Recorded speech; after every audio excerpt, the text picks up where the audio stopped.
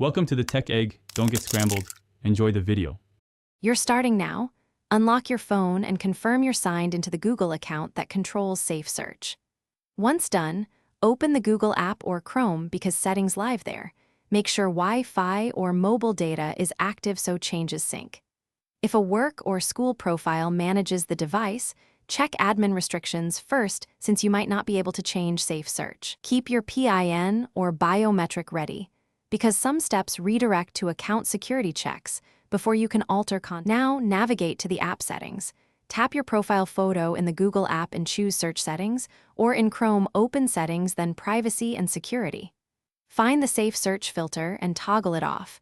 You'll see a confirmation prompt. Accept it so Google stops filtering explicit results.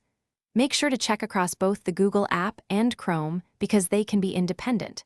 If you manage multiple accounts, repeat for each account that you use for searching to ensure consistent results. Finish by testing a search to confirm Safe Search is off. If results still seem filtered, sign out and sign back into the account to force a sync. If the toggle is locked or unavailable, inspect Family Link, a work profile, or device admin policies. Those commonly enforce Safe Search and require the manager to change settings. As a final troubleshooting step, clear the app cache, update the Google/Chrome apps, and reboot the device. Often that resolves lingering filter behavior. Thanks for watching. Consider subscribing if I helped unscramble your problems.